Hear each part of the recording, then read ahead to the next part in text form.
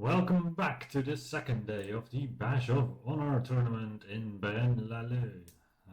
This is going to be a day where we have been restructured into a different pool. First day was pools just with random teams more or less. Second day, the first pool is going to be the winners of the first day all together, and then the middle bunch, and then the losing bunch. So I think we were in the middle pool. So we did 2 wins and 1 loss in the previous day, which was apparently not enough to get us into the winners pool. One side it was okay to be there because the games are a bit more easygoing. On the other side, we would have liked to just go into the higher pool. I don't know for this tournament if it were possible for the people in the second pool to overtake like the last people in the first pool, or how this would work. But we were just gonna go and try to win our pool of the day. So what that does mean is that we also played against a mix of different teams, of which we might already have faced the teams before. So the first team that we faced on the second team was actually, or on the second day, was actually the last team that we faced on the first day. So it was just like another round of the same, basically. I think it's quite a letdown, especially if your pairings end up giving a lot of similar matches. So in our case, I think we had one matchup two matchups then that were different. But the rest just played the same matchup as previous day, just on a different scenario. I think it's a bit of a letdown, but maybe that's my personal taste. So, for me, yes, I did get the same matchup. Yes, it was against a team where I unfortunately lost against Sylvaneth. I still think it's a good matchup for me in general. But yeah, we get to face off against them again. So let's see what's gonna happen here. So we are playing on Roiling Roots, 6 objectives.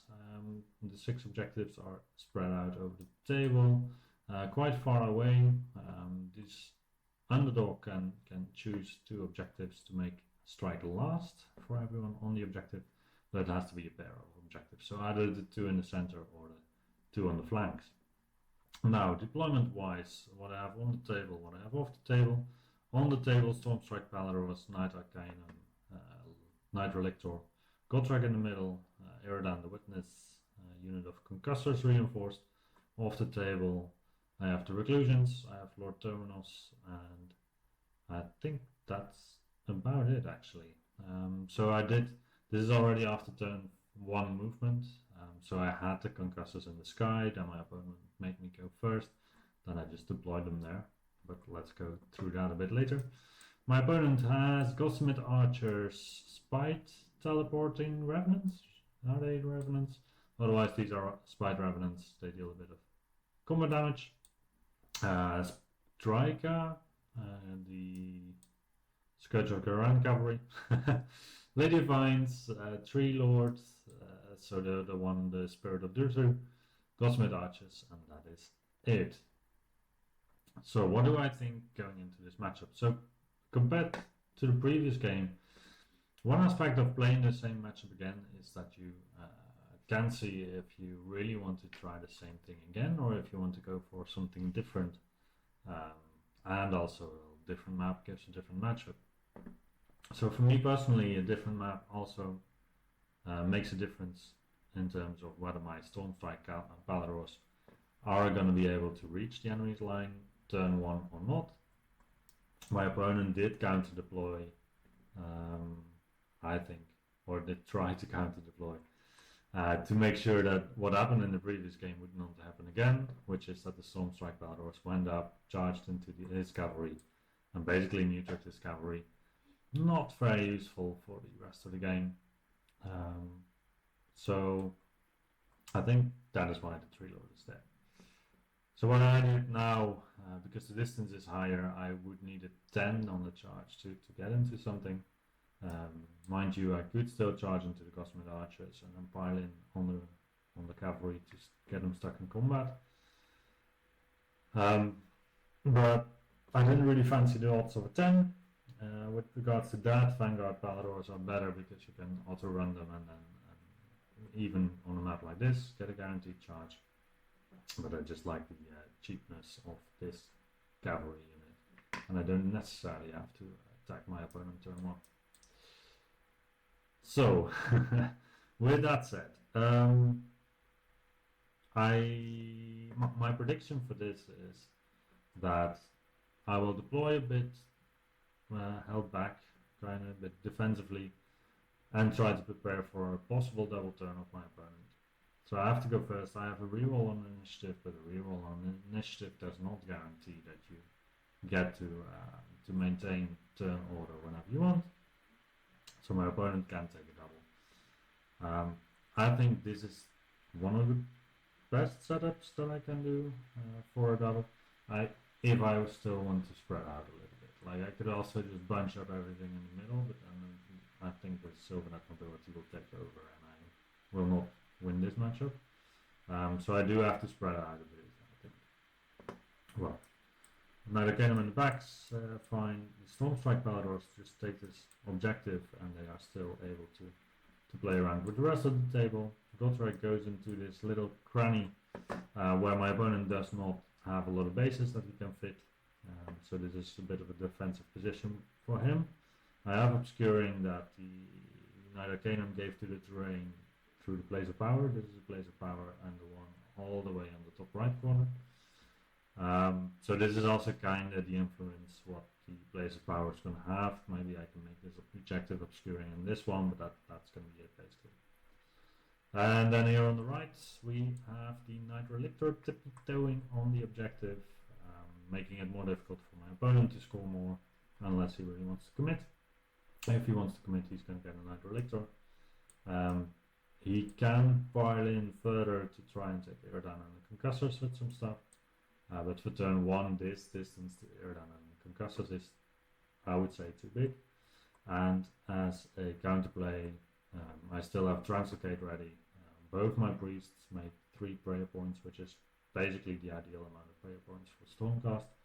Because on a 4-up, you get Translocate, so if you countercast it, you need a 2+, because a 1 always fails. And with a 2, you do get a 4. So I have 2 options for a 2+ Translocate in the enemy interface. Yeah, so even if that fails, I can still redeploy away. So the first turn, I do not think my opponent can go aggressively. So you can make a new forest, more or less here, and then try to threaten me. I can get away with, most importantly, this guy in terms of threat range. I could also sacrifice this guy, maybe depending on the movement of my opponent, but that's already in the movement phase, and then I have already made up my mind of translating something else, or the hero himself. So, indeed, I do translate my hero away. He goes to the right side of the ruins over here, because it seems to be a safe spot. Then I think it's not a good idea for my opponent to go in here with the cavalry, because if I get the turn, I will likely obliterate the cavalry.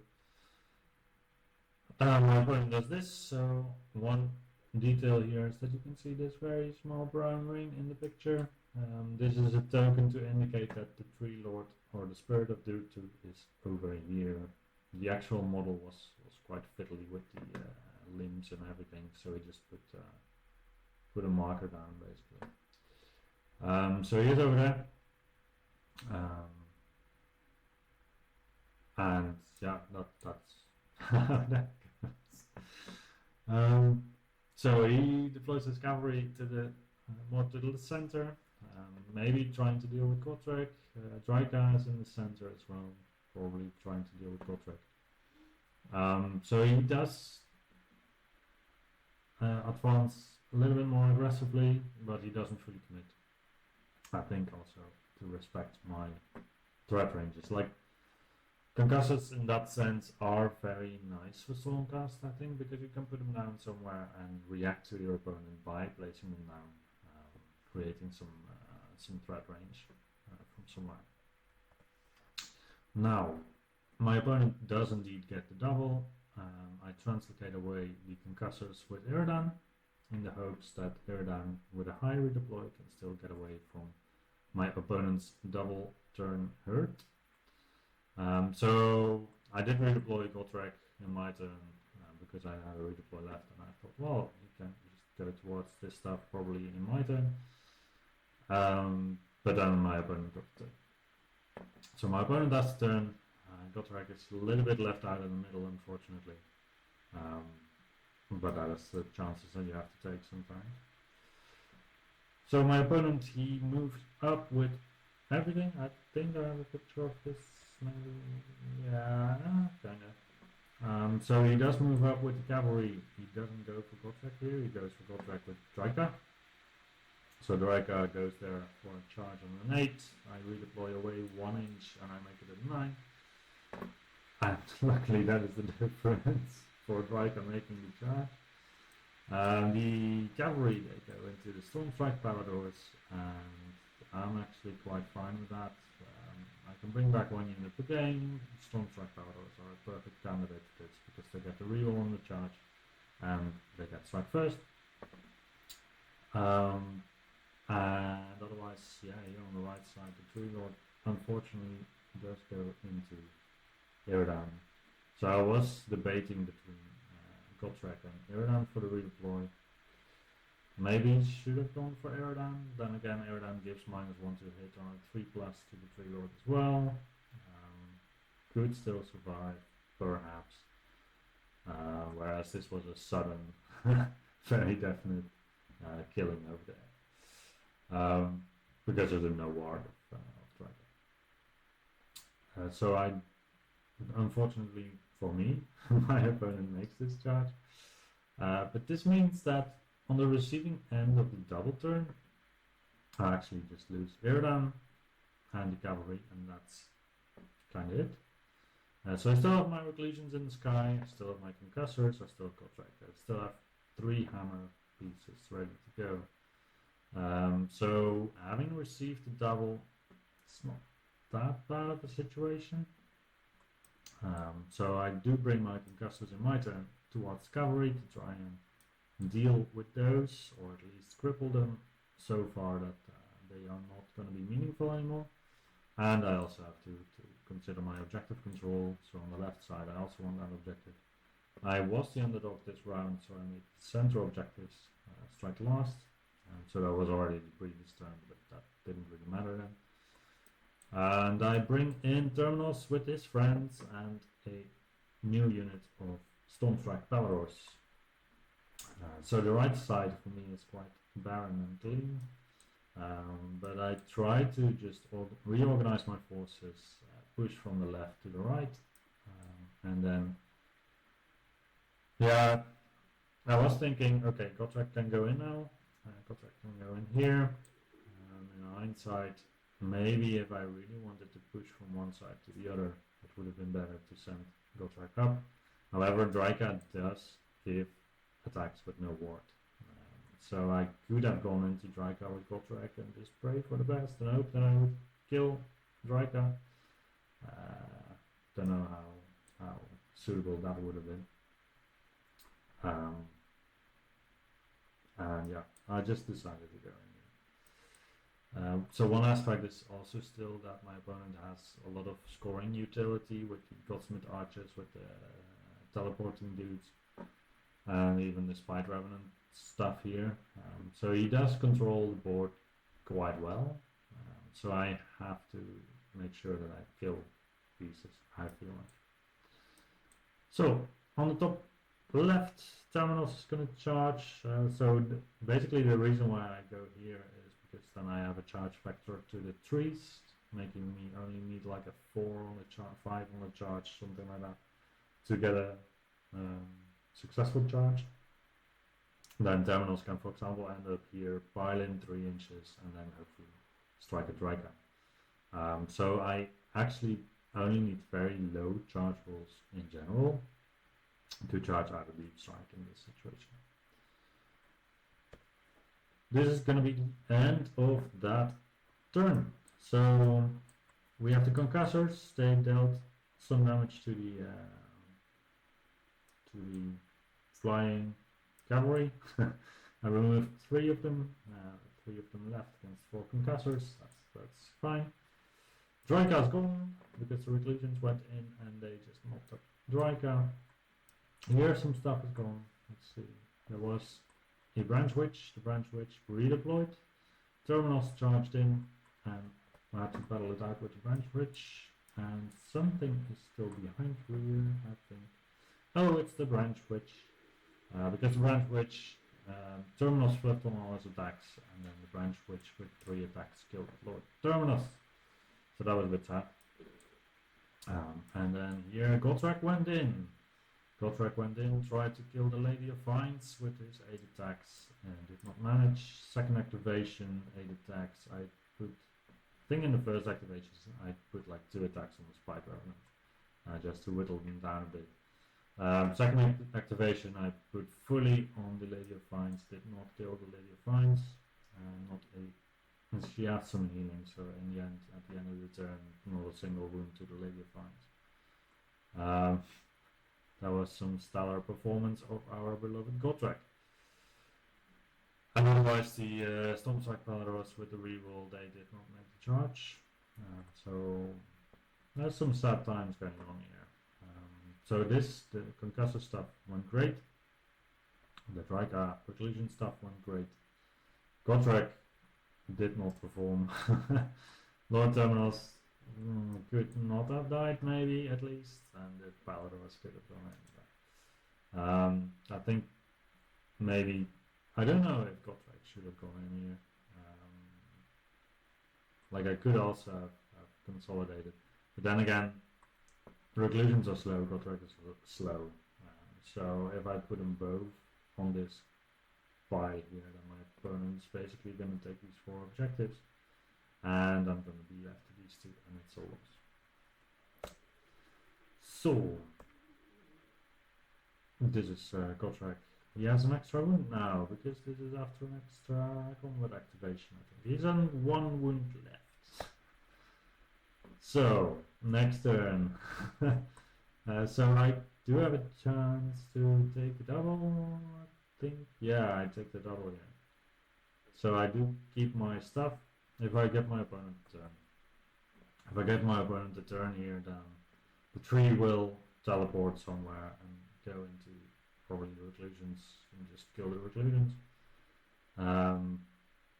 My opponent gets to activate somewhere first, which is not good, because then he can just comfortably grind out some stuff there, grind out some stuff there. I think this is really a turn where I have to take the double to stay in the game, just because of how it went. So what happened here? So I took the double. I spread out reclusions to keep this part of the board. I think I spread them out like this with the Knight Relictor here to completely zone out any teleport shenanigans around this forest. Then again, my opponent can cast a new forest and just teleport from that, but that is that's a detail. So my thought was, okay, I have Restless 1, I have Restless 2 that I can score, I have Intercept and Recover was on one of these, on the Branch Witch I believe, so I have that one. There was another treasure that got removed because I had to take a double here. And there was another treasure somewhere, I think on the Lady of Vines. I was thinking, yeah, I might still be able to kill the Lady of Vines. So I did activate Gotrek first to swing fully at the Lady of Vines. Did not kill the Lady of Vines. Mind you, she's like 8 wounds, whereas Gotrek could do some damage. And then my opponent activates these 3 guys. He kills 3 full concussors. So then suddenly the board presence is completely different. It's shifted around fully. Like I was confident that I had this, that I basically had this quarter or this half of the board. And then my opponent just got concussors out of nowhere. So yeah, that happened, and then we continued the game. But with that happening as well, I only score. I still score this. I think I scored it. I don't score the 10 because I don't have a pair. So I score 8 or 7, I think, and get my opponent turn again. And this is basically what happened. So this is a bit of couple of turns later maybe.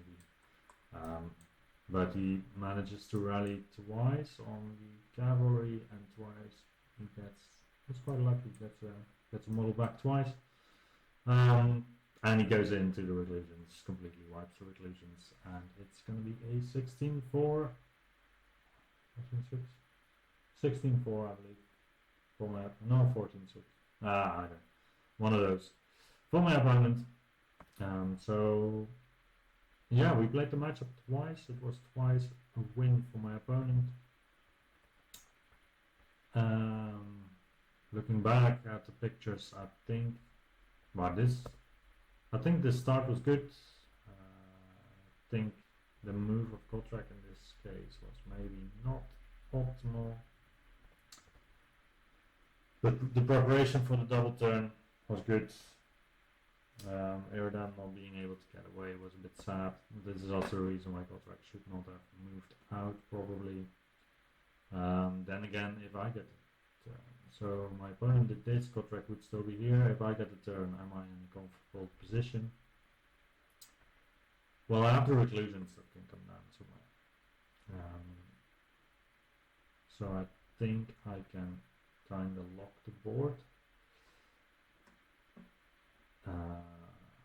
So the tree is here on the edge, which makes this, well, this is an inch, maybe you can, so it would be possible to put the reclusions down in the forest here, and just be in a safe position generally, I think. Alright, that will be the first matchup of this second day. Second matchup, we go to a different team.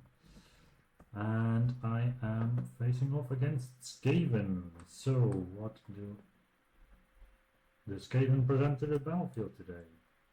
This is already after the first turn movement, but he has a Vermin Lord Warp Seer, so a magic casting dude. He has Gutter Runners, 2 big units. He has Vermin Guard, Storm Vermin, 2 big units.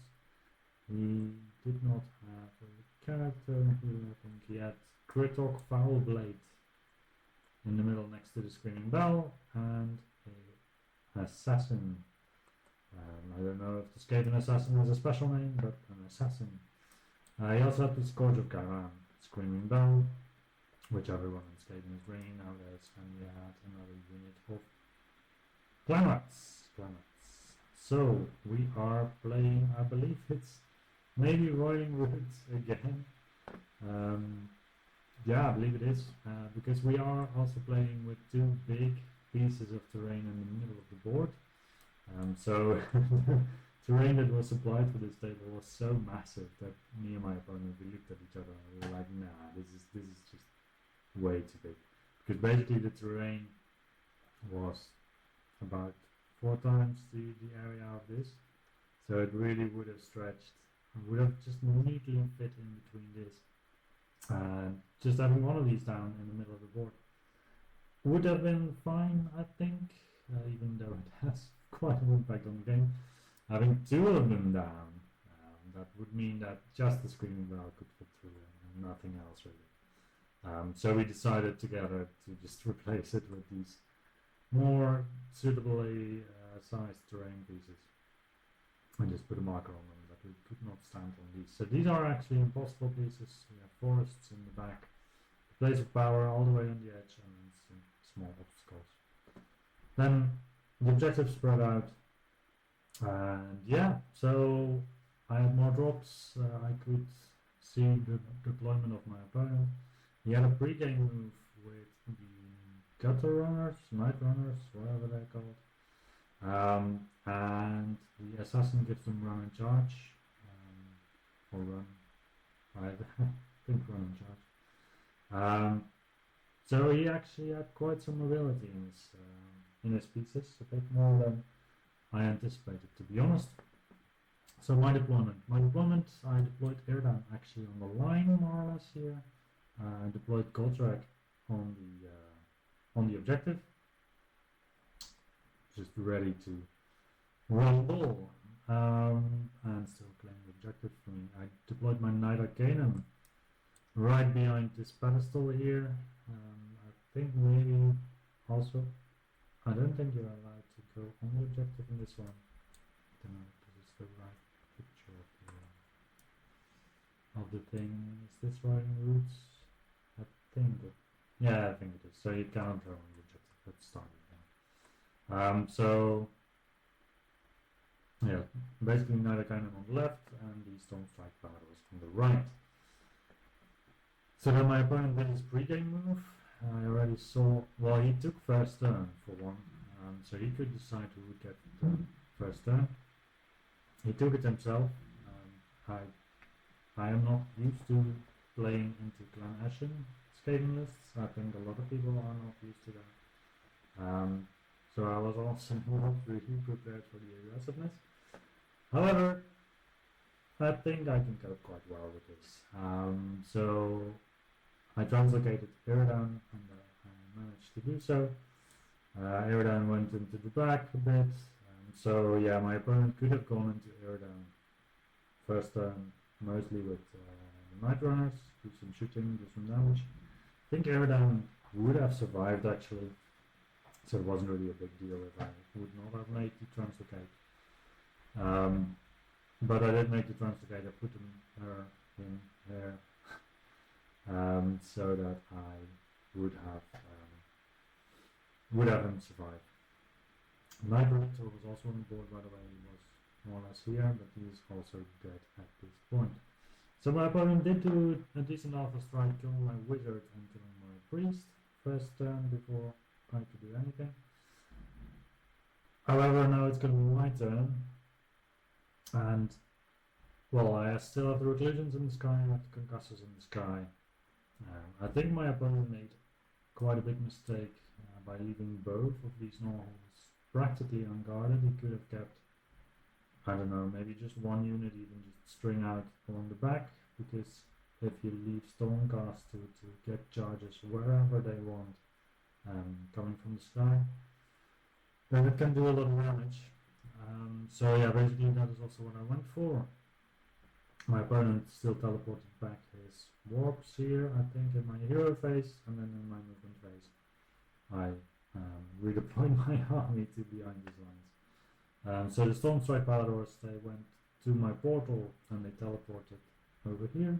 I have a reroll on my charges because a warrior chamber unit died, which is my wizard and my priest. Otherwise, I'm just looking for combat. So I think I can really grind against this army.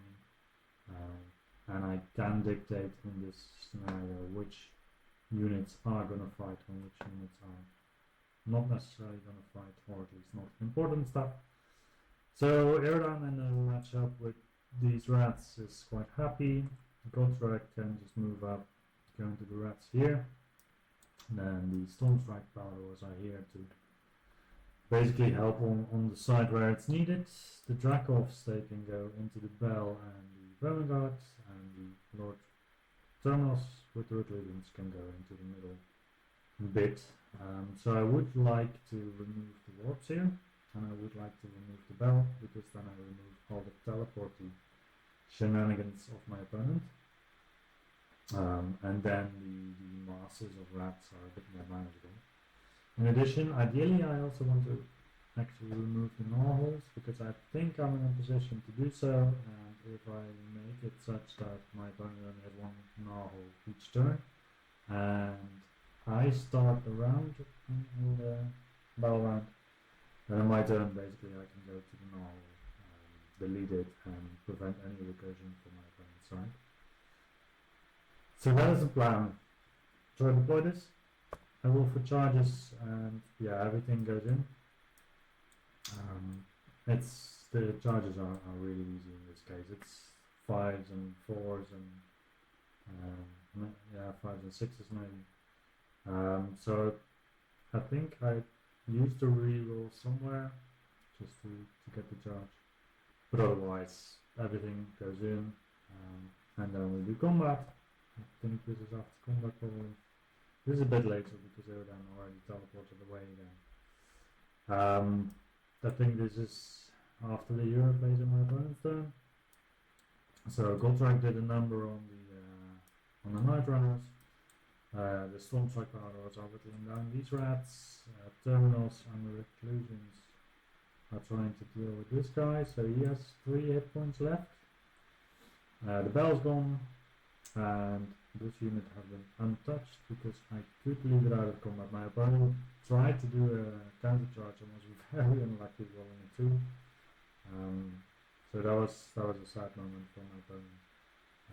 Had he made the counter charge, I would have had to prioritize my attacks a bit differently and just first strike into the vermin here.